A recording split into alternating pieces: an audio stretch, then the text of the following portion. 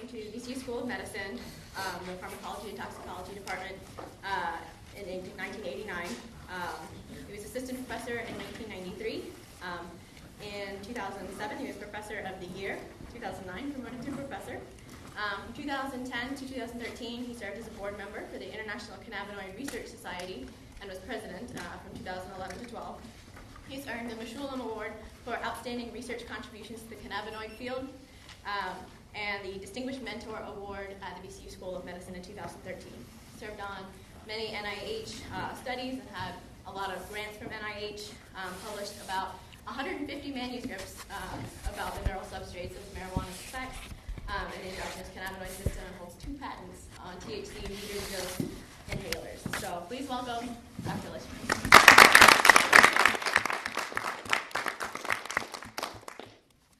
Thank you very much, Rose. I want to thank you, Rose, and Yuri for giving me the opportunity to speak here this afternoon. And I have a set of slides which learning objectives, but here's my basic outline. And I really want to just use this as a platform to interact with you, and I want to get an idea of what you already know about this whole system, and I think a lot of people here are very informed already. So I don't want to just sit back and be a talking head to you. So I want to make this a little bit more relevant. So this is, basically an overall outline, and we could just focus on any issues that you find most interesting and important to you and your organization. But I thought there's some structure here that we could talk about. And one is really, I'm a scientist, so I really want to focus on the science first and talk about the endogenous cannabinoid system. And then from there, we can talk about cannabinoids as medicine, which is very relevant these days. And then also the flip side, we have the good, the bad, and the ugly. And the flip side is abuse and untoward effects of cannabis and cannabinoids. And just like any other drug or chemical out there, there's always going to be untoward effects, especially when you get into higher doses and your idiosyncratic effects in people. So we always have to be aware of that. But I think it's really important to have a sensible discussion on the cannabis plant, and not just go overboard and be swept away by emotions for one side or the other. And I think your organization does a terrific job with that, really keeping objective and really striving to learn about the facts. So before I really get started, I'm just curious, how many of you know, and you can just show me by raising your hands, what the active ingredient in cannabis is, in marijuana? So active ingredient is delta-9 THC. And how many of you are aware that there's about 100 other chemicals that are structurally similar? So still about half of you. And have you heard of cannabidiol or CBD? What do you know about that drug? I'm not going to talk about it much, but we can a little bit. It mitigates the THC's effects? That's true. That is one of the effects that has been reported on it. It doesn't produce marijuana-like effects. Not psychoactive. Not psychoactive, but it has psychoactivity and potential calming effects, potential anti-epileptic effects, potential anti-inflammatory effects. But a lot of what we know about it is really from animal studies, and there are just a few case reports. And I think I might have seen another hand go up as we're talking about CBD. Did you have a question? No, it's not neuroprotectual properties. I'm not mistaken. That's right, yes. So, and we could talk a little bit about that as a scientist. We work with very well-defined systems, whether it's in vitro or in whole animals, where things are really tightly defined. And a very senior colleague of mine, well, he would hate it if I called him a very senior colleague, a very wise colleague of mine, he served on many committees with me on students' dissertations and comprehensive exams. He has this whole scenario that someone once said that everything you do in the laboratory is an illusion. None of it is real, because we have such tight control, and it's important for reproducibility to understand which variables. So it's always important to then test in other systems, and that's why we ultimately have to do the clinical trials in humans, because we could predict exactly what goes on from an in vitro study or from a mouse or rat study. We wouldn't need to spend upwards of close to $1 billion in new drug development. We could just go right into the person, find out if the compound is safe. but there are a lot of differences, not only between species, but there are differences in the way the assays run. So we have models for brain injury in animals. We have models for epilepsy. It may not be exactly the same as in the human condition. There are many different causes for it. So always with the science, take it a grain of salt. If I show you that cannabidiol will kill cancer cells, that doesn't mean that it's going to be an anti-cancer treatment necessarily. We're really going to find that out through controlled clinical trials. So I thought we would start, so you're all very familiar with cannabis itself. What about the endogenous cannabinoid system? Are you aware that, how does THC produce its effects? So how many of you are aware that we have cannabinoid receptors in the brain? So I see a lot of hands go up, so we do, and I'll have some slides on that. We have two different types of cannabinoid receptors. And if we have these receptors, and this is sort of the spoiler alert here, do we evolve to have these receptors just in the off chance somebody's going to pick this plant, dry it, and smoke it? Really, it's the case with a lot of other plants and medicinal plants that they contain chemicals, constituents that mimic what's actually in our human bodies. And so in a way, cannabis is really no different than many other plants like that. Yet it has all this controversy, and it's really in the news, and it's been a hot topic consistently for a long time. So we have naturally occurring chemicals that, what we call endogenous cannabinoids, very much like the endorphins. And we'll talk a little bit about that, and then then we'll talk in general about the medicine. So one thing, a few years ago, I had just an outstanding graduate student. His dissertation was published in one of the Nature journals, and he's gone off to do other, even more bigger and greater things. And I asked him, well, what is a cannabinoid? And he really, he kind of stumbled with that. What is a cannabinoid? Well, here's the answer: a diverse drug class of differing chemical structures. Gee, that's really specific. But what the student of mine really struggled with was, well, cannabinoid is a drug that comes from cannabis, so it's structurally similar to THC, but then it kind of all falls apart because, as a cannabinoid, does it produce marijuana-like effects? Well, most of these cannabinoids in THC do not produce cannabinoid effects. They're not psychoactive. So, it was originally discovered in marijuana, but chemists have synthesized these. And we'll get to this at the latter part of our discussion. And this is one of the, the paths that we didn't really realize that we could go down in developing new cannabinoids, in tweaking the THC molecule, making it more potent, in trying to understand how cannabis works in the brain, and to come up with potential medications that can reduce pain or reduce seizures without having side effects. Thousands of synthetic cannabinoids were developed, and that will be the last part of our talk. Have you all heard about synthetic marijuana, the K2 and spice? Yeah. And there's a real public health problem with those, and I think there's some interesting policy issues that we could talk about. So the chemists have synthesized it, and I also mentioned that it's already present in our brains and bodies. So it's not, it's not a very easy definition, but we basically, when we think about cannabinoids, we think about THC, structurally similar chemicals in the plant, as well as these chemicals that are made in the laboratory that don't exist in nature necessarily. And some of these are structurally similar to THC, some aren't. And then the naturally occurring cannabinoids in our bodies. So this just shows, besides THC that's present in cannabis, there's about 100 other cannabinoids and many other constituents. And there's a possibility that many of these other constituents that we already discussed, such as CBD, could potentially have therapeutic benefit as well. But just keep in mind, most of the cannabis that's on the streets, the illicit cannabis, and even a lot of the cannabis that's grown in dispensaries, it's really optimized for THC. So these 100+ compounds are really present in trace amounts. And only now, through selective breeding, the growers are trying to develop strains that have higher levels of CBD. The terpenes and phenols, if I could ask a question, how common are those in cannabis to other plants? Are they unique, the kind of terpenes and phenols, and would those be medically active and beneficial?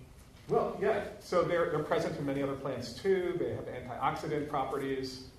So they could have other beneficial effects, and they are present in other plants as well. Okay, so this is Raphael Meshulam, and has anybody ever heard of him before or seen him? So he is he's really the father of modern cannabinoid research. He discovered the active constituent of THC, of cannabis, that is THC, exactly 50 years ago. He reported it in the Journal of American Chemical Society, and he's still active in research. And in addition, he also discovered CBD, cannabidiol, and many others. He has wonderful stories, and he actually did a sabbatical here in the early 1990s. Here at VCU? He's at Hebrew University in Jerusalem. It's a sabbatical, is it here? Yeah, I'm sorry, yes. When I said here, I meant here at VCU. Thank you.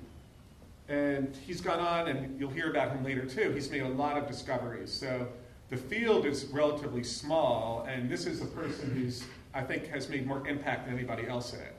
And in fact, this whole field, it's been very much a bubble. It's a very small community of just maybe about 500 scientists. And just recently, after the cannabinoid receptor was cloned, it went a lot more mainstream, and the endogenous cannabinoids interact with many other systems.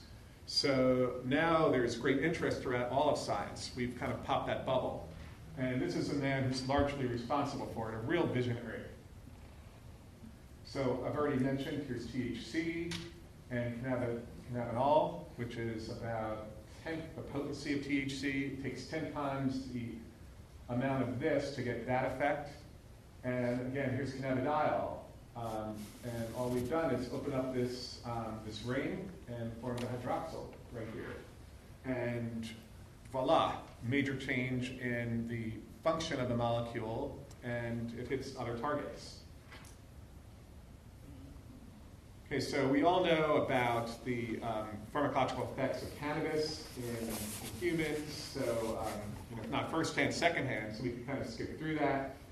It also produces very standardized other pharmacological properties in humans, such as increased heart rate. It has a diuretic effect.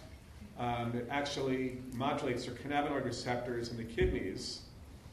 So these molecules are acting not only in the brain, but also on other systems as well, on lungs, on adipocytes, on liver.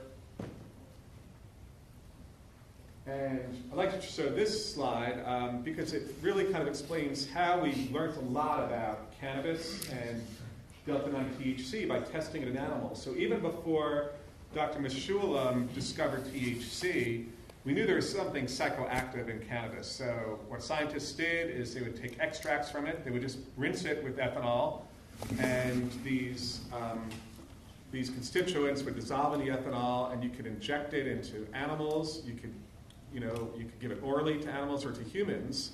And in fact, when we talk about medical use, that's what was done a lot. It was just taken orally and produces these different effects. So to understand it in animals, there are a lot of studies from the 1940s that use dogs. Everybody recognizes Scooby-Doo. And dogs are very sensitive to the effects of cannabinoids. So as the chemists were developing new cannabinoid structures, they would test it in the dog because they would show what's known as static ataxia. They did kind of wobbly. It was a very easy thing to score. And actually humans show some ataxia too with cannabis. That's why it's not a great idea to drive under the influence. Billy Martin, who is a former chairman of pharmacology and toxicology and another leader in the cannabinoid field, developed a very simple battery of tests in mice called a tetrad, where he found that THC and other cannabinoids produce 4 very simple pharmacological effects. It reduced motor activity, it reduced pain, it produced catalepsy, which is an immobile posture, So it's not just that the animals are sedated, and it also dropped body temperature. So many drugs produce all four of each of these effects or different effects, but cannabinoids, or drugs acting at the CB1 receptor, consistently produce all four effects. So it's a very simple screen, and then we didn't really need to use dogs anymore after those studies. And that's one of the things we strive for in medical research. Whenever possible, use a simpler species, use cells, use simulations when you can. So there are a lot of challenges in trying to understand how cannabis works. This just lists kind of a few. The effects are so widespread. And an early hypothesis was that because THC, they're so lipophilic, so if anybody's ever seen THC in the pure form, it is very resinous. So cannabis itself is very sticky, and that's because of the THC and other cannabinoids. So pure THC, it's like a resin, it's like a furniture glue. Very sticky, that will not dissolve in saline or water. You need ethanol, you need different solvents to dissolve it. And some early studies just found that, it perturbed the membrane. So the theory was it perturbed the cell membrane, and that's how it's producing its effects, non-specifically. They had no idea. So this was debated for a long time, except the medicinal chemists were out there, and they were tweaking delta-9 THC. So what happens if you truncate this side chain here? Well, the effects go away. What if you remove this methyl group? The effects go away. What if you extend this side chain? The effects get stronger. The drug becomes more potent. So you get bigger effects with lower doses. So these structural requirements were present. Also, the idea of stereoisomers. So, the idea is if there's a chiral carbon, you could have a molecule that is a mirror image of this one. So just like your left hand and right hand, and you can't easily fit your left hand in your right glove, such is the case with stereoisomers. So one isomer would be active, and the other one would be inactive. So that was very strong data for the existence of a receptor. And then it became known that there were many other compounds that produce marijuana effects. This one, WIN-5-12-2, looks nothing like THC. It was developed by a company in the 1980s called Winthrop Sterling, and they were developing non-steroidal anti-inflammatory drugs. This was a great analgesic, but when they tested it in the animals looked like they were given a high dose of THC. And turns out that this binds to the cannabinoid receptors. This molecule, CP55940, somewhat structurally related to THC. This ring is opened up. Here's the hydroxyl group again. And a couple other methyl groups are added on here. This is about 30 times more potent than THC. And this molecule, I'm only going to point out, for the purposes now, just for science, its high potency allowed other scientists to characterize that the effects are really receptor mediated.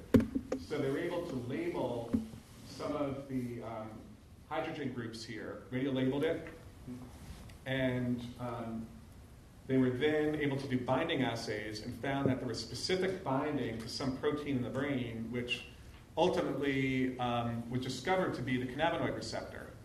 And that was the CB1 because they used brain homogenants. And just one more thing about this molecule. This was developed by Pfizer. So everybody knows about Pfizer, big pharma. They were doing a lot of basic R&D. And of course, they're trying to develop new painkillers. They're there to make profit. But there were some visionaries at the National Institutes of Health, especially at the National Institute of Drug Abuse, or NIDA. And some of the NIDA officials really thought that this whole area was very interesting, very important, not only from a drug abuse perspective, but for potential medicines. So one of these individuals had some early meetings in the early 1980s, brought in industry with academic scientists such as Billy Martin, Raphael Mechoulam, Lynn Hallett, who's down at Wake Forest now. And because of these meetings, the scientists got together and ultimately discovered the existence of the receptors and also the endogenous cannabinoids. So this was a big concerted effort. And the federal government invested millions of dollars in this. And, so we have a lot of knowledge to show for it. So function of the receptor, let's kind of go through that. Butterfly effect. So the CB1 receptor was the first compound that was, or the first cannabinoid receptor that was cloned, and it was present in brain, but it's also present in many other organs, like I mentioned before.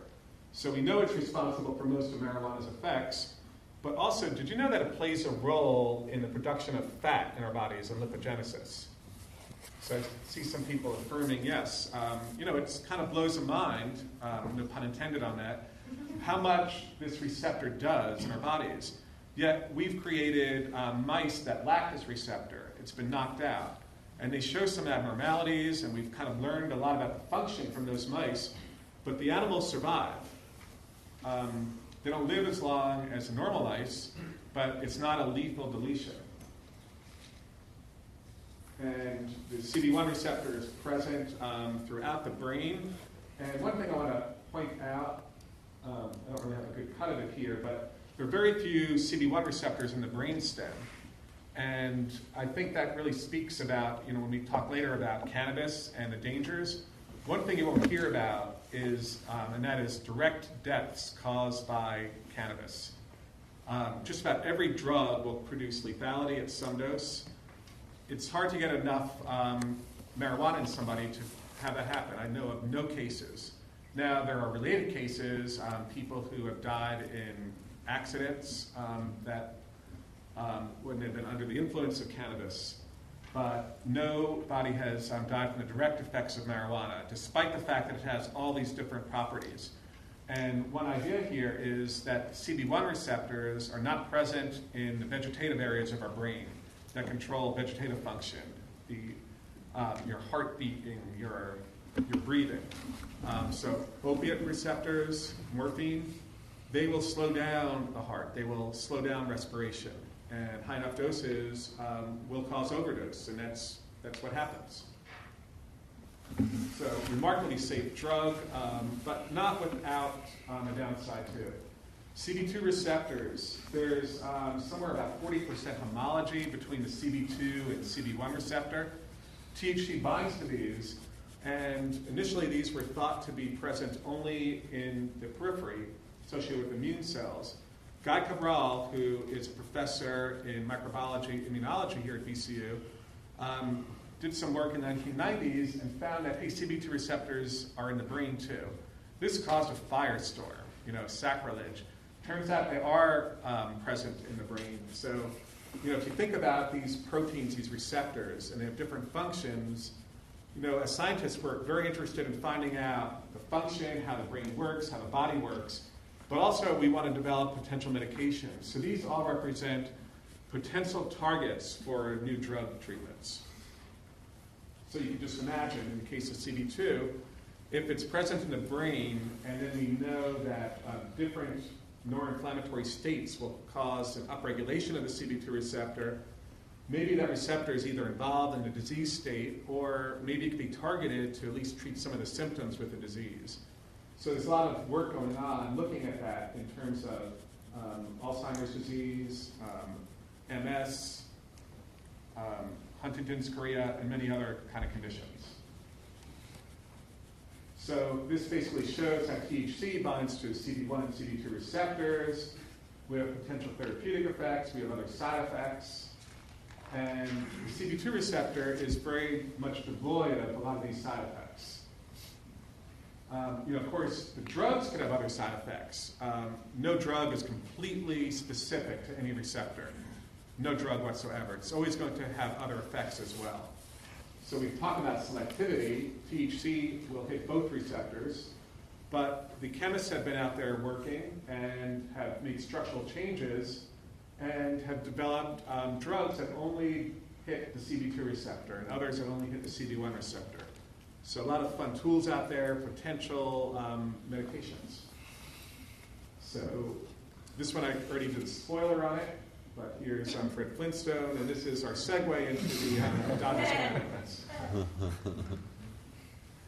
So the two main endogenous cannabinoids are anandamide, and this comes from the Sanskrit eternal bliss. And not so coincidentally, do you know who discovered that in whose lab? Meshulam, correct. And there's a postdoc who worked with him, William Devane, and Will had worked with someone else who is very much involved in this whole system, who did the first binding assay. And Will was here for a short while, for about 3 or 4 years, as assistant professor at BCU as well. And now he's in Ireland at Galloway University. Meshulam also discovered, at the same time as a Japanese group, Segura et al., a second endogenous cannabinoid called 2-arachidonoglycerol, or 2-AG for short. So the only thing I'll really say about these, without getting into so much detail, you can already see they look very different than THC. These are lipids. They very much like the cell membrane, and there's a real challenge, with a molecule like this. How does it cross the synapse? But I don't think we'll go so much into that right now. These anandamide and 2-AG are present, especially 2-AG, at very high concentrations in our brains. Very high concentrations. So the question is, why aren't we high on our endocannabinoids all the time? Anybody have an answer? Because they degrade. Exactly. So they are produced by enzymes and broken down by enzymes. The whole idea is their production, it's considered on demand. So it's like a lot of other structurally related chemicals, but don't bind to the cannabinoid receptors. If you are injured, if you get kicked in the shins, or if you get a bee sting, you're going to get some edema, and there's going to be a lot of inflammation at the site. There's going to be structurally similar chemicals that are produced by enzymes, and so are the endocannabinoids. And they're also produced like that within the brain cells. And a couple of these enzymes here that we study at BCU and elsewhere, this one called MAG lipase and the other one is fatty acid hydrolase, they rapidly break these substances down, so they produce their effects very quickly, and in the order of seconds, they're gone. So now you can get the idea, hey, here are a couple more targets.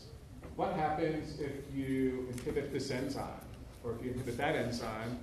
And I'm not going to really get into it today, but I'll tell you, guess what? Good stuff. You get a reduction in different pain models. You get a reduction of anxiety in laboratory animal models. There's a lot of potential therapeutic uses for drugs that inhibit these enzymes. In fact, even for treating different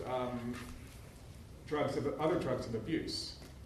If you get a mouse dependent on morphine and send it through withdrawal, it shows horrible withdrawal responses, just like humans. Diarrhea, very ill, and these cannabinoids will reduce or ameliorate those effects. Yes? Can these effects be produced by whole cannabis or only by these particular compounds? So cannabis or THC will produce all these same effects, reduction of pain. It's very hard to study the anxiety part in the animals because it's hitting other brain areas. And as it turns out, laboratory animals don't like THC the way they like cocaine and heroin. And we could infer that based on studies that look at self-administration. Will they work? Will they perform an operant task for a little bolus of the drug? There are a couple studies that have shown it, but most of them really don't show that effect. And it kind of gets me thinking about what's different from cannabis from these other drugs of abuse. You don't have the same kind of craving for marijuana as you would with cocaine or with heroin. And it could be like a lot of individuals are smoking marijuana and getting reward for other reasons than what you might be getting from cocaine. Okay, so those are some of the enzymes. And one more thing about this whole system, what's its function in the brain? And what endocannabinoids do is they reduce the release of other neurotransmitters. So they're present, at least CB1 receptors are present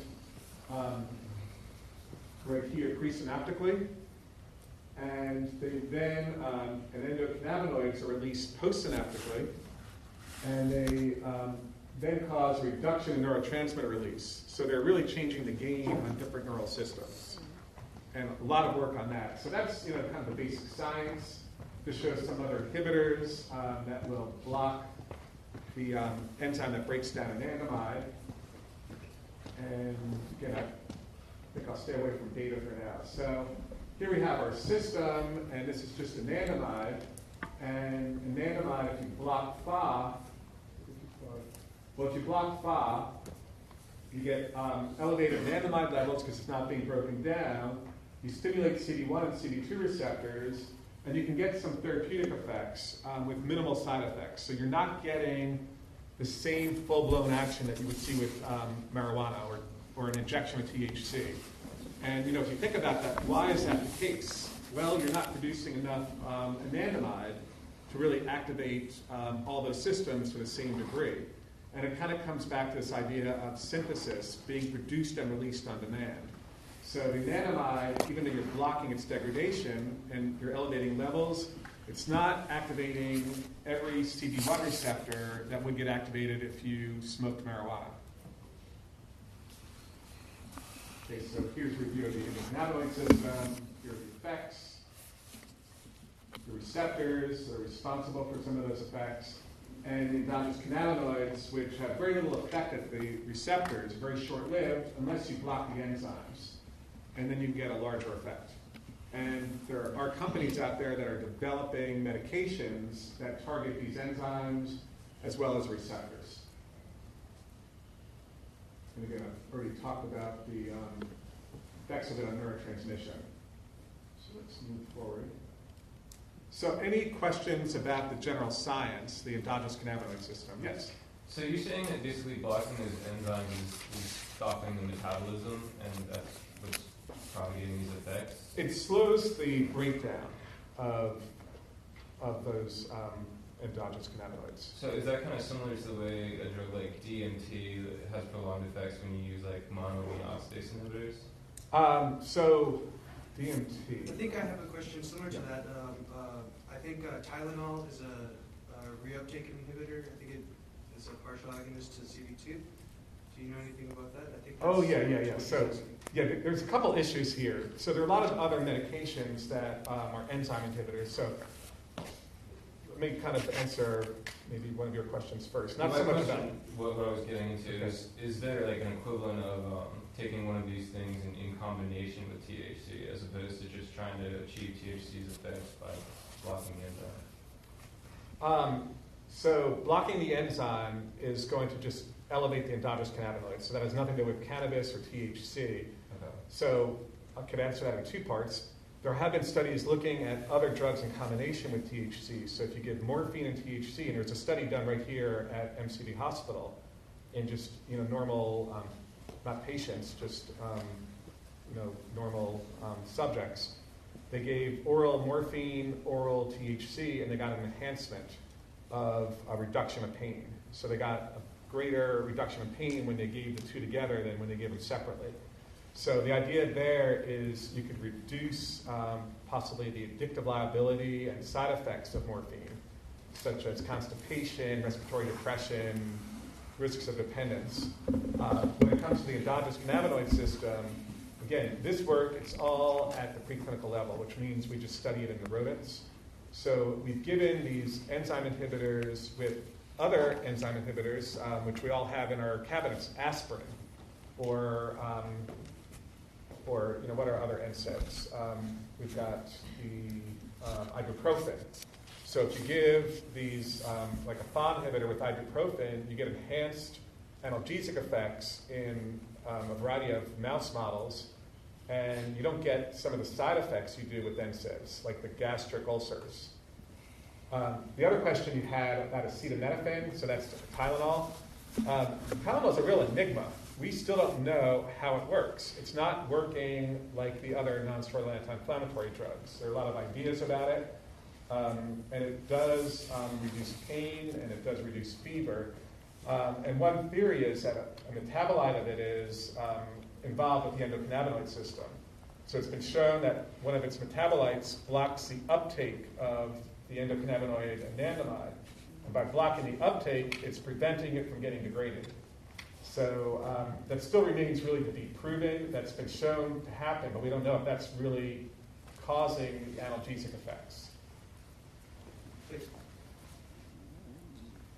Okay, so we're already talking about medicine, so this is good timing here. And let's, the cannabis has been around for time immemorial, and the first recorded use of cannabis for medical use was over 5,000 years ago in China.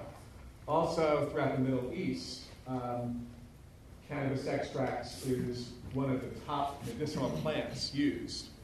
And it wasn't until the mid-19th century when William O'Shaughnessy, anybody hear of him before? So O'Shaughnessy was in the British military. He was a physician. He was stationed in India, and that was at a time during imperialism. And the UK owned England. They owned England, they owned everything. They owned India also. And O'Shaughnessy studied with the doctors in India, and they showed him cannabis extracts and how it had analgesic effects, anti-inflammatory effects. He studied it for a long time. He brought it back with him to England. I think he was Welsh, but it's all under the UK. He wrote about it. He wrote a book, and there's several scores of articles in the 1800s written about cannabis and its extracts, medicinal properties as well as other side effects. So it suddenly gained acceptance as a treatment, and of course back then there weren't so many good treatments available for pain. Individuals would get addicted to opium, and it was really before morphine and a lot of other opioids were available for treatment. So this was in the USP for until the 1930s, and then gradually it fell out of favor, was removed, and became illegal. So let's talk a little bit about the medicine of cannabinoids. So right now, the FDA has approved only two cannabinoids. One is called dronabinol or Marinol, and that's really just a pill form of THC. And it's approved for the treatment of nausea and vomiting related to cancer chemotherapy, and also as an appetite stimulant in AIDS patients. So it treats cachexia, this loss of appetite. And it's really just approved for those two uses. It's available in pill form, FDA approved, pure THC, accurate dosing, clinically proven. So I ask you, why all the controversy? Why do we need medical marijuana? Anybody? Okay. It's tough to take a pill if you're throwing up. Short answer. That's very true. Any other reasons? Doesn't cannabis work better when it has all these compounds together? That's another thought, yeah. Yes?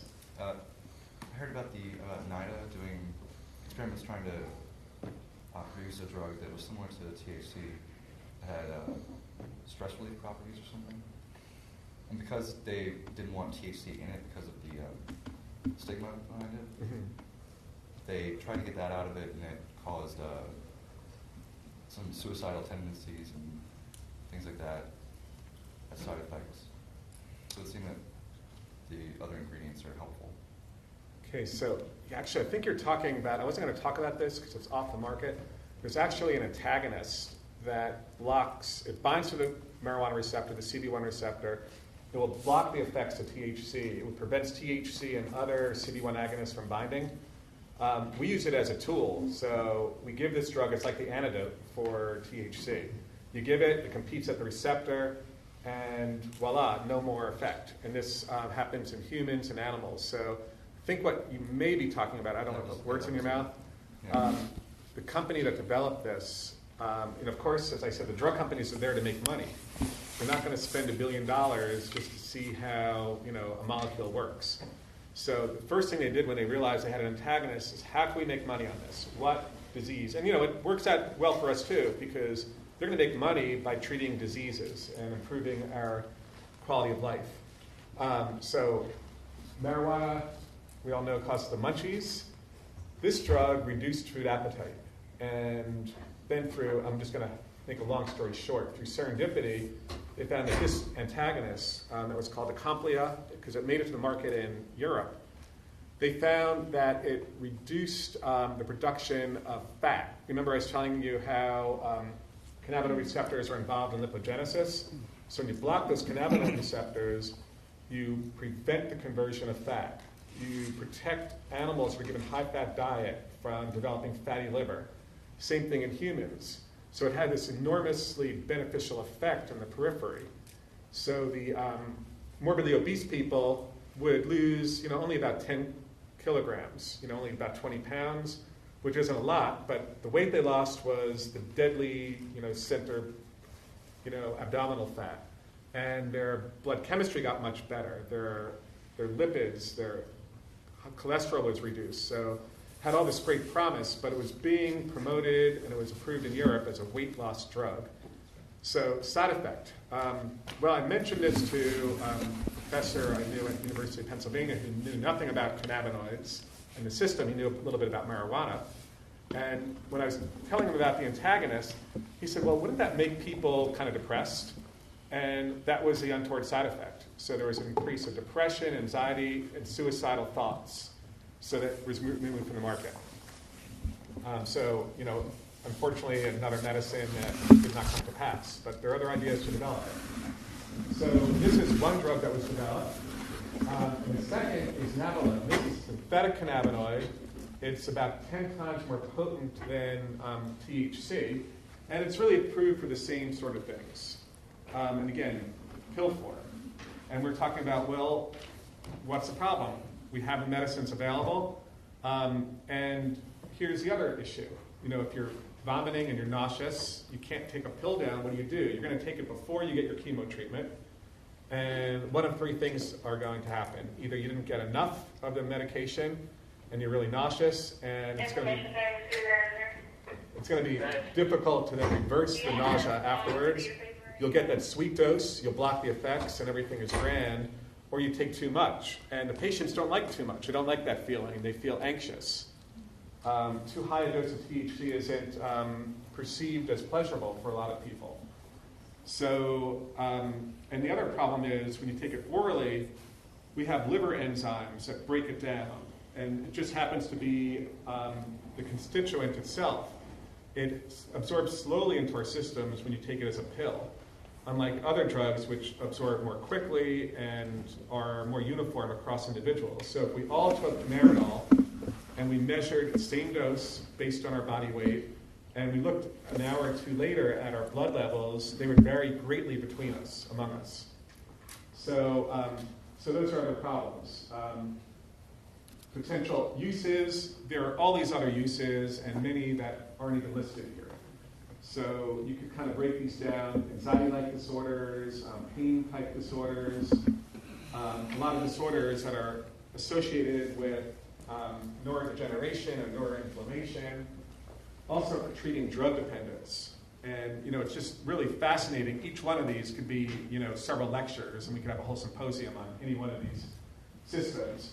When the dust settles, we're going to be lucky if we just get one or two indications.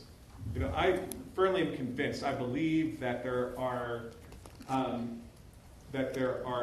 diseases that cannabinoids could be very beneficial for, but we have to prove it. And we can't prove that just in the mouse. We can only really prove it in humans, doing controlled trials, double-blind trials, and using rigorous statistics. It's not enough to say, well, it helped my brother cope with his MS. We really need to show that, patients who have MS, there really is improvement. And the other thing to keep in mind, many of the effects of even medical marijuana, they're mainly palliative. So it may not cure cancer, it may not cure multiple sclerosis, but if you could increase the quality of life, that would be a tremendous benefit. So if someone has 6 months to live and they're miserable and they can't keep their food down, but now they're taking a substance which we know is going to promote sleep, we know it's going to stimulate their appetite, isn't that improving their lives a little bit? And I think that's a little bit about what your organization is about, trying to understand rationally, what do these drugs do? What are the benefits? What are the negatives? So there's this huge laundry list of potential treatments. And really, for drug companies, they're going to face a challenge of which one is the easiest to prove. And at the same time, they want to make money doing it. Because if they don't make money, they're going to go kaput, and they can't help anybody anyway. So, and that kind of brings us into the paradox of medical marijuana. So, we all know what the issue is. It is against the law, according to the federal government. It's a Schedule I drug, which means it has, and this is according to the Drug Enforcement Agency, their definitions, it has no medical benefit and can cause great harm and great risk. So, and that's largely based on political reasons. So, meanwhile, it's, I think it's been legalized in some 20 states in the United States right now for medicinal use, and other states such as Colorado and Washington State are legalizing it for recreational use. So, you know, is this a drug of abuse or is it a medical wonder? And for more than 10 years now, this was from a Gallup poll from over a decade ago, and it always kind of blows my mind when I see this. Because, you know, turn on the news, you know, turn on Sunday morning talk shows with the politicians, whether, you know, you're in the right or the left, there's so much rancor in Congress. Nobody could agree on anything, and there's so much demonizing. But the one thing, you know, Americans seem to agree on is that they favor the legalization of cannabis for medical purposes. Whether you're young or you're old, whether you're highly educated or not, whether you're conservative, moderate, or liberal, whether you're a Democrat, Republican, this is a landslide victory in favor. This is one thing everybody agrees with, and that was over a decade ago. So there's this, you know, huge perception from the public that cannabis should be available medically, and now the states are pushing it. And from a sociological standpoint, it's very interesting to see what's happening. The federal government is kind of punting for now. They're not enforcing federal law. They're kind of waiting and seeing. But they do go in occasionally and close down a dispensary. And a lot of what's going on in the dispensaries, it's falling between the cracks. So each state has different laws, there's different regulation. It's not the same as any other drug out there.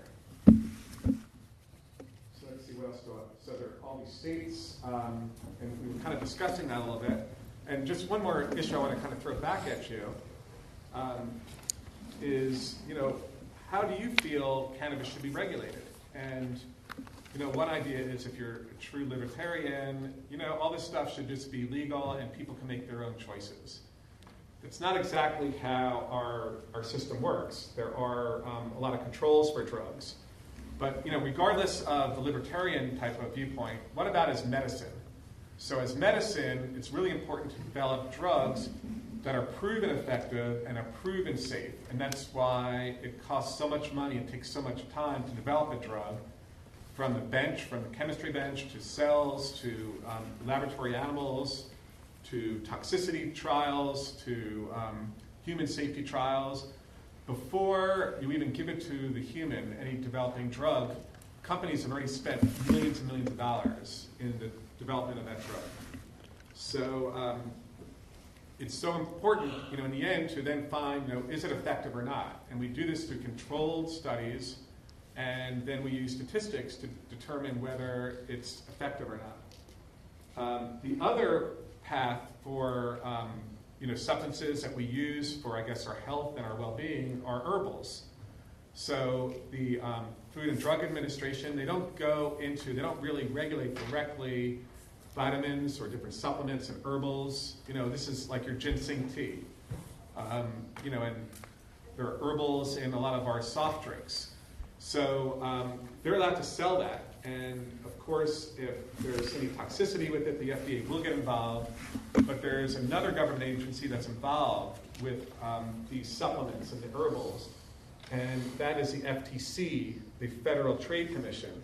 So they're behind this whole idea of truth in advertising. So you can't sell snake oil and say it's going to be a cure for cancer. So that's part of the problem now, I think, with the dispensaries. They're not, there's a lot of them, not all of them, but there's a lot of claims being made about how it will cure this, it will cure epilepsy, and they haven't done the controlled studies. And there's no quality control from the federal level. So there's a real disconnect, and things are going to be shaken up, I think, in the next few years. What's going to happen? Will the federal government, continue to kind of punt and not enforce federal law, or, eventually will they legalize cannabis? And what will happen with it as far as medicine? So, we kind of talked about this already. Since there is oral THC, why is there still a push for marijuana? And you can just kind of read through these bullets yourself, and I think you've hit kind of the main ones already. Even the idea that other constituents are present. So to really understand it scientifically, medically, you have to do the controlled studies. But if it's going to be used as an herbal, you don't have to do it. But you can't make the claims that it's going to cure any disease. You can say it makes you feel better, but that could be a placebo effect. So there are a lot of arguments against medical marijuana, and there are alternatives available in the pipeline, and I'll tell you that pipeline is very, very long and very, very costly. So somebody who's suffering right now with chemo, and they need their treatment over the next 6 to 9 months, and their side effects are so severe, not just the nausea and vomiting, there are a lot of other really untoward side effects. There's this neuropathic pain that develops in their hands and feet that can sometimes persist for years after they're done taking their chemo. So these pipeline drugs may or may not make it out there for them. So, it's this whole idea of compassionate medicine. And I think that's why the public is so overwhelmingly in favor of allowing cannabis as medicine. But we have to be aware it's probably not ever going to receive FDA approval. For one thing, smoking a plant material is going to release carcinogens, it's going to have a lot of toxins in it, not very responsible. So we need better forms of the medicine. And I think with the way modern medicine is today, we can do that. Okay, and this just shows that marijuana, just like many other drugs, contains bioactive chemicals that act upon our bodies. So the bark of the willow tree has salix, and medicinally that is used as aspirin. And of course it's made in the laboratory, but the tree makes that as well. And the foxglove plant contains digitalis, and that stimulates the heart, and that's what heart failure patients take to increase the contractility of the heart and to really stimulate the heart to beat better, fight the disease. So there are a lot of alternatives to medical marijuana and oral cannabinoids that are being developed, different routes of administration. Rose mentioned early on at VCU we have a patent that dissolved THC in a meter dose inhaler. So just like anybody have asthma? So you have the puffer, the inhalers, and you could take the THC in the puffer. So there's companies kind of interested in that as well as suppositories, transdermals. There's a company, anybody here of Sativex or GWs? What do you know about that? I've heard of it. It's I'm not very familiar with it, but I've heard that it's out there. Yeah. So what they've done is they've grown, I actually visited them once, but I never made it to their greenhouses. I hear it's pretty amazing. They have different strains of cannabis that have very high yield THC and also very high yield cannabidiol. So they take these two different yields. So their product is mostly, it's all plant derived. It's mostly half THC, half CBD, but it has other constituents in it. And they have it approved in these countries and others as well, not in the US yet. It's a sublingual spray just under your tongue. So the idea is it absorbs into your bloodstream from your mouth. And they find that it is effective in some MS patients in treating the spasticity, in treating the incontinence.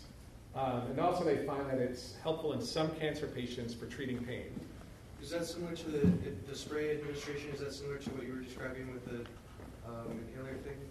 That's different. So they're actually spraying it for sublingual delivery. So like you would take nitroglycerin, they take the pill under the tongue, it dissolves into the bloodstream. The inhalation goes, you inhale it into your bronchioles, to your lungs. Ultimately, these are considered better routes of administration than swallowing for this type of drug because you avoid the enzymes from the liver breaking it down and preventing and slowing down absorption. So, whether or not this is really effective, time will tell. But they're really pushing this, and there are a lot of trials going on with this Sativex. Will it treat all MS patients? No. It's only been found to be effective for some. But if it's significant and it's improving the lives, that's a really good thing. Okay, so the last bit is about abuse and dependence, and I see that my time is winding down. So we could very quickly go through some of these slides. Years ago, when my daughter was a freshman in high school, she asked if I would talk to, that's before she got really embarrassed by me. She asked if I would talk to the health class about marijuana and cannabis. So the one thing, all the kids want to know, these were the 9th graders, so Dr. Lishman, do you ever smoke marijuana? And I said, okay, well, I'm not going to answer anything personal, and I won't ask anything personal. But here's an interesting chart, and it shows use of those who smoke marijuana in their lifetime or in the last month. So at age 18, about half of our 18-year-olds have smoked cannabis. In the early 20s, a little bit more than half, and I think a lot of you are in that category. Dr. DeFelice and I are in a different category. And you can see the numbers go up even higher for my age bracket. So, 4 in 5 chance that somebody in my demographic have tried it. So this is well within the realm of a lot of individuals. So most adults have smoked it. There's experience with it. But there are individuals who do have trouble with it. And we'll get to that in a little bit. Also, marijuana use in teens, it really waxes and wanes. And the University of Michigan has been doing these surveys for the past 30 plus years. Gosh, even longer now, 38 years, going on 40 years. And you can see during the years I graduated high school, way, way up. During the years, that's 12th grade use for, what was that, for annual use, I think it was. And during the Reagan years, when the First Lady, Nancy Reagan, her cause was just say no to drugs. And I'm not going to attribute it all to her, but there was a big push on reducing drug use in teens. So this went down, and then it started to go up again. It's flattened, and it's beginning to peak up a little bit. Last couple of years, it's not significant, but it seems to be creeping up. And this is closely tied to perceptions. Is it a dangerous drug? If you feel it's a dangerous drug, you're less likely to take it. If you feel it's not, you may be more likely to. Okay, so that kind of brings us into that segue. Is this a safe drug? And we all know that there are really no reported deaths due to the direct effects of marijuana. It doesn't cause respiratory depression.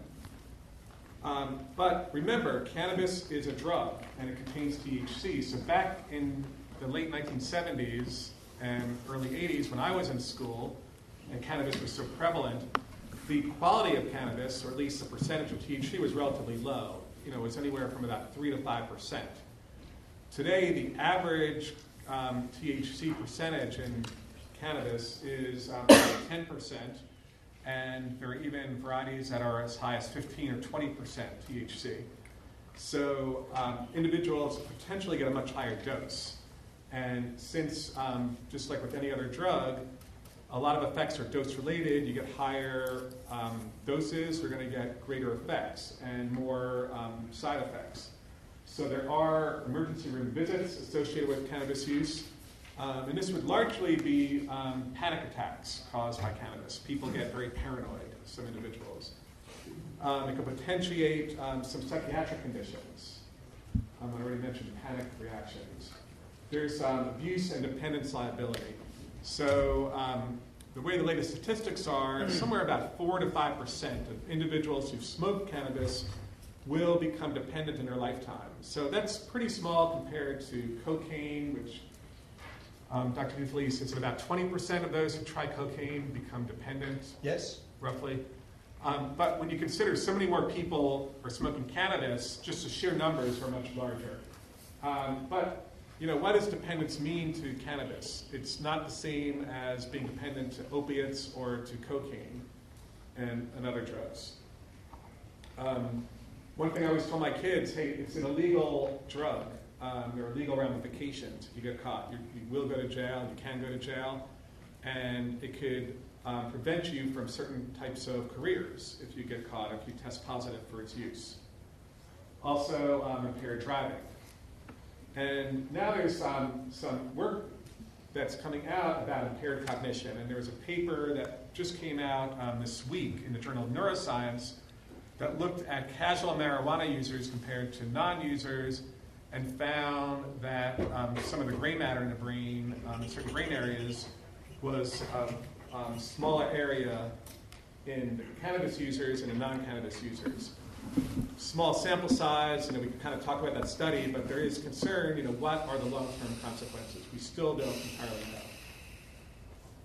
Okay, so more about that. I'm going to just kind of skip through some of the data. And this just shows the marijuana withdrawal abstinence syndrome. There's some anxiety, irritability, sleep disturbances, decreases in appetite. You get kind of rebound effects. And what made this very hard to diagnose and for people to recognize is since, as I said, THC is very lipid soluble. It really prefers fats and cell membranes to water. Remember, it's like a resin. Same thing in the body. So it's present in our bodies for a long time, and that's why it's so easy to test for it. And you can test metabolites, for days after someone's last smoke. So the withdrawal effects, usually occur and peak, a few days after you stop.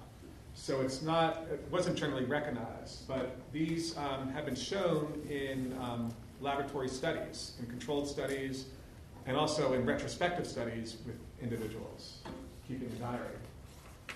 So, let's see. I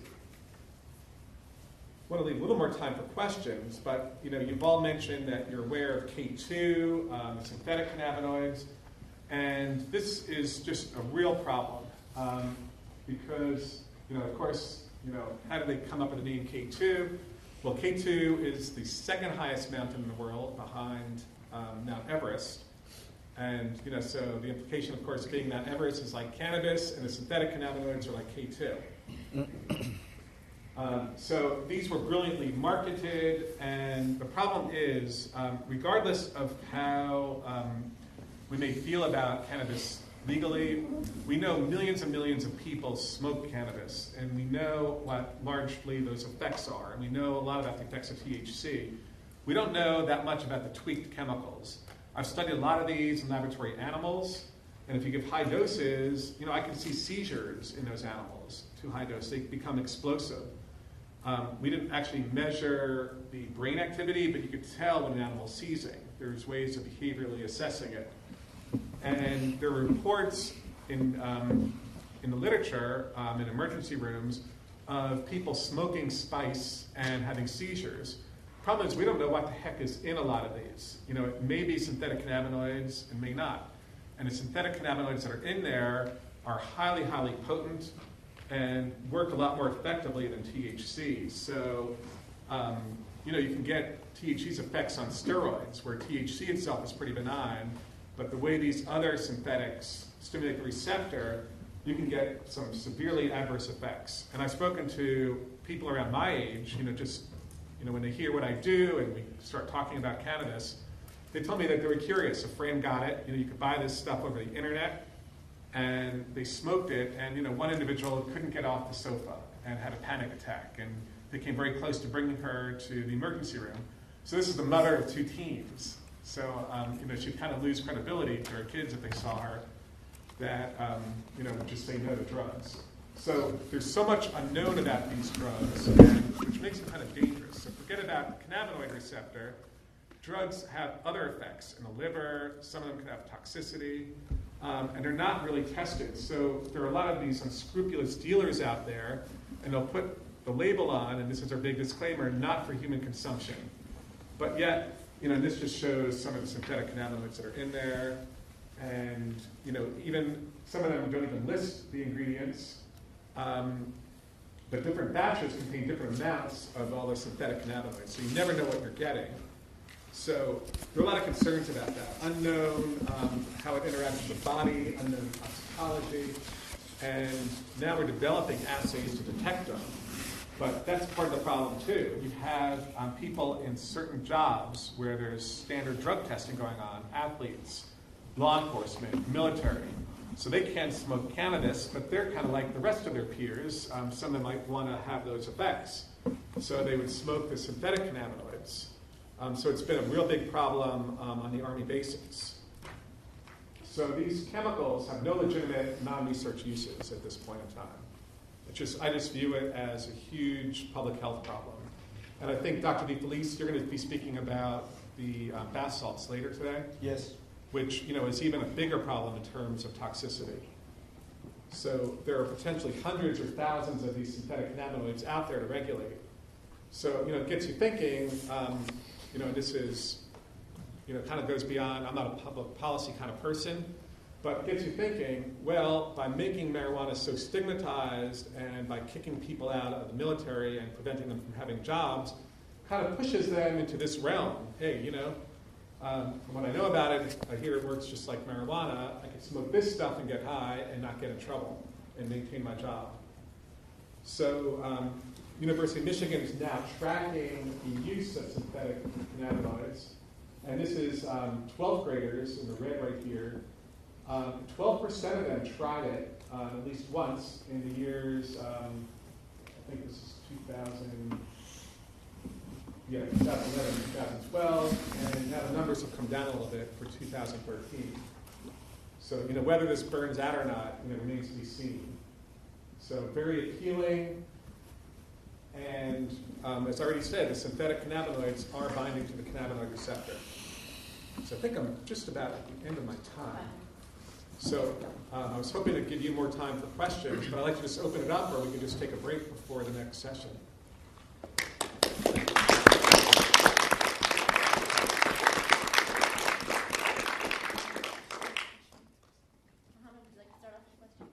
Yeah, I had a question, Dr. Lichman, about a topic that was brought up earlier. What are your thoughts on phytocannabinoid and terpenoid synergistic effects on the pharmacological level and the consequences and benefits of such interaction? I think those are empirical questions. So when you say synergy, synergy means that the effect of two drugs together are going to be qualitatively and quantitatively much greater than either one below. You could also have simple additivity. So it allows you to use a lower dose of each drug, reduce the side effects with those drugs, but get optimized therapeutic benefit.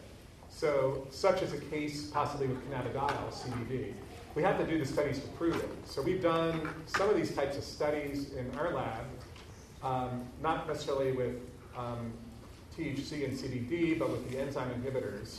Others have done it with cannabinoid constituents, but those studies are very involved, and I can show this in the mouse and get augmented analgesic effects. The way I look at our mouse studies, our rodent studies, we're just looking for proof of principle. We're trying to understand how these drugs work, but from a medicinal point of view, from a public health benefit, from why is the government taking millions of dollars of our tax dollars, billions of dollars to NIH, and giving them to a scientist to do basic research? Well, we have to come up with medicines and new treatments to really justify that. So the way I look at our mouse studies is, this works in mice. Others have shown it works in rats. So you take THC and CBD, put it together. Are you going to get added benefit in the human too? GW Pharmaceutics with Sativex, they have the potential to do that, but they haven't designed their studies to look at synergy or additivity. Because what they do is they put it together.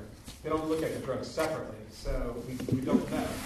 So it would take a lot more to find that out. It's actually pertaining more to the terpenoids, such as in Ethan Russo's paper about phytocannabinoids and terpenoids such as limonene and that are found in other plants and the synergistic effects on those. If you have any thoughts on those, I know the research isn't really extensive into that field, but Well, actually, I'll give you the same answer, but just this time I'll cut it down, make it a little bit shorter. We really don't know. It is very possible. You'd have to look at which system. When you say synergistic effects, what effect are you talking about?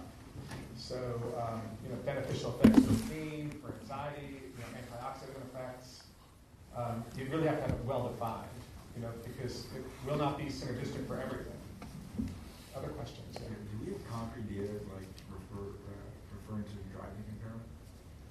Effects on driving? So, so a lot of those data are kind of indirect.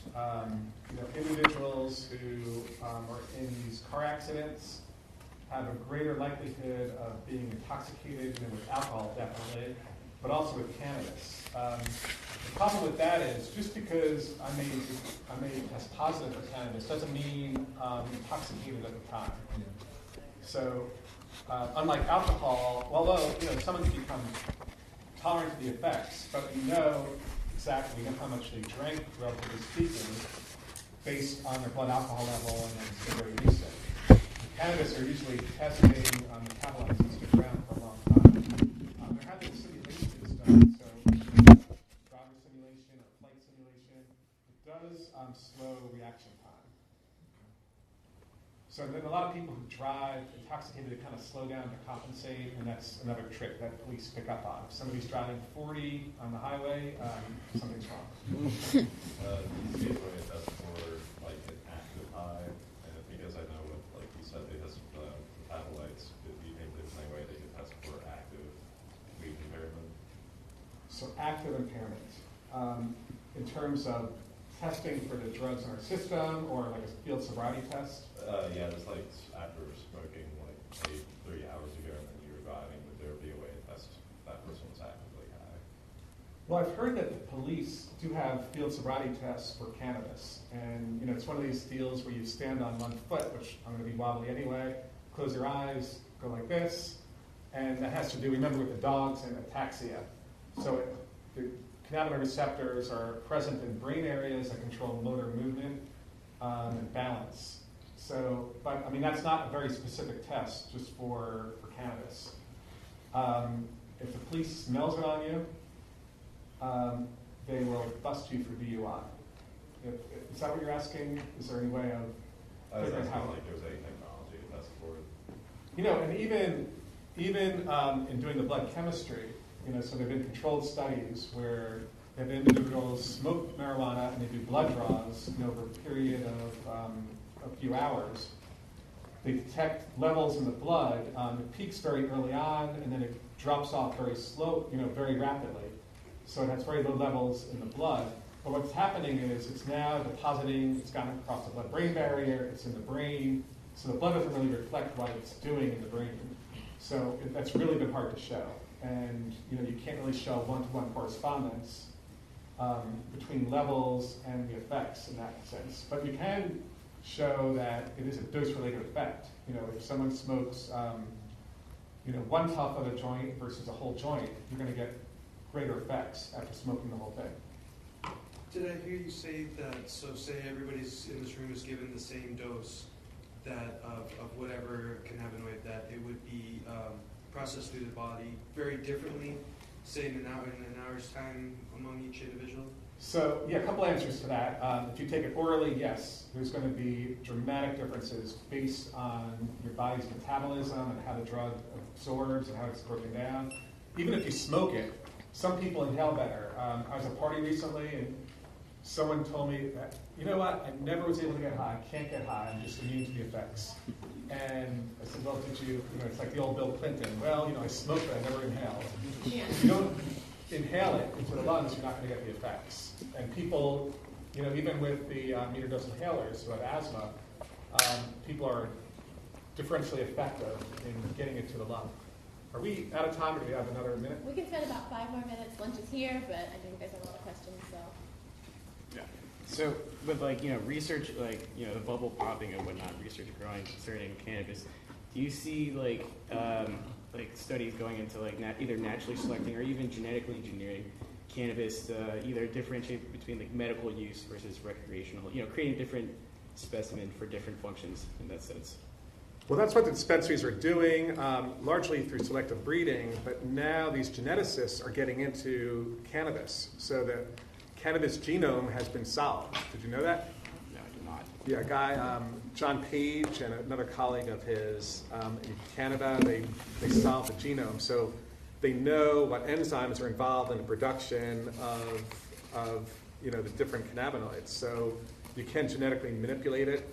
But to do those sort of studies, okay, so now you have, high yield cannabidiol or cannabigerol or something else, it really takes a tremendous amount of resources, time, and money to definitively show what these different strains are doing. Right. Do you see the public like being able to accept, like, if this like kind of comes into fruition, like these, that the genome has been solved, and that like, let's say like they have like different strands of like this type of cannabis is really great for recreation. You think the public would be able to accept that knowing that's a GMO, or you think they would like? Oh, okay. That's a whole other thing. So that brings up. I mean, I've got relatives who won't use any genetically modified organisms, anything. They avoid that like the plague. And there's actually raging debates, like in California, between the mom and pop growers. Some individuals think anybody should be able to grow this themselves. Some are all organic, and then you're getting like the factory farmers down there, where they could optimize the growing, and they're in it for the profit, where others are in it for maybe more altruistic reasons. Or so it's going to be challenging to even with everything out in dispensaries. I think you could go through with an epidemiological study where the statisticians might be able to make some sense a little bit of what's going on. We know in dispensaries why people say they're taking the drug. There are people who take it because they're addicted to heroin and it takes the edge off and they don't need it as much. Other people taking it for different forms of pain, but those studies don't tell you whether it's really effective. Yes? Are there any downsides to making THC selectively bind to CD2 and leaving CB1? So, what are the downsides to making a selective CD2 drug? Well, one is you're not going to get high from it, so if you're using it recreationally, that won't happen. The other is from a medicinal standpoint, CD2 agonists, that's what we call the drugs that will activate only CD2, these selective drugs. It may not have enough effectiveness for treating any disease state. So even though it's on immune cells, I can show you in my lab and other labs where people find it has really good anti-inflammatory effects. It may not translate into the clinic. Maybe it does for certain conditions, but not others. And there have been clinical trials with CD2 drugs, like you mentioned, for neuropathic pain, and I can only guess what the results are. Abbott Labs, they were looking at neuropathic pain. They ended the trial before it was completed. They never published results, so the presumption is it didn't work and they were cutting the losses. There's nothing in it for them to alert their competitors and the public on why it didn't work and what happened. That's a downside of industry, and that's why we need public support of research, because we're putting it all out there. Yes? I don't know if you touched on it, but for the cannabinoid receptors in the brain, like what is their intended purpose, like in our brain, when they're like, what molecules are they supposed to bind when we're not like getting high? We're not getting high. So those would be the endogenous cannabinoids, anandamide and 2-AG. And yeah, so and then in what scenarios would those molecules bind? Like, what are those molecules used for, and what like pathway or? So they're present in. That's a great question. So we study that a lot in animals. So we're going to make kind of a leap, but it plays a role in different types of synaptic plasticity. So when you record, electrophysiology, using electrophysiology to understand, what changes are occurring at the synapse, what learning is taking place. So there's some very short, quick-acting forms of learning, and the cannabinoid receptors are believed to be involved in those. What that actually translates, and that's been shown in numerous brain regions. So it's changing synaptic function, and it can make some pathways more, more stimulatory and others more inhibitory, depending on whether you're releasing remember, it's blocking the release of other neurotransmitters. So some neurotransmitters are excitatory. So if you're blocking an excitatory transmitter, you're going to get a depression. So maybe that would be good for an anticonvulsant effect. Others are inhibitory, so then you get a disinhibition, you get more excitation. So that's one idea, that it's involved in some basic forms of learning and memory. Another is, and this is some work I've done and some others in Europe, this idea of, let's see if I can just tone it down so we could actually lunch very soon. There's a phenomenon called extinction in Pavlovian conditioning. So that is, you have a learned response, and that response gets rewarded. So it can be rewarded for food, you make that response again. There are other responses that you get reinforcement, and it's aversive. So for a rat, electric shock, that is not pleasant. It's not pleasant to us. And you could predict that shock with a tone.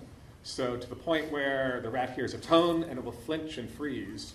Just like when you were kids, and a friend of yours might go up and pretend to punch you in the face and you flinch.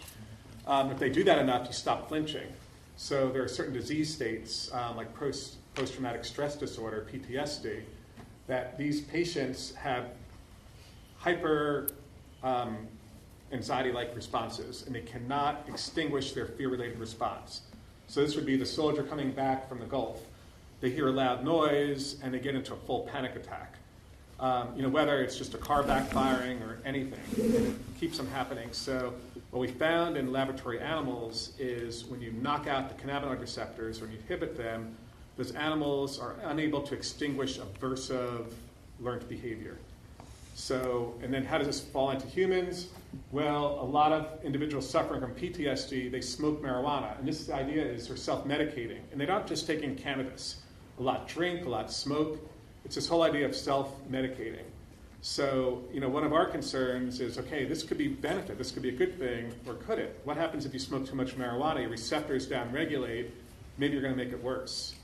So it plays a role in many different types of physiological processes and neuroprocesses, and those are just a couple.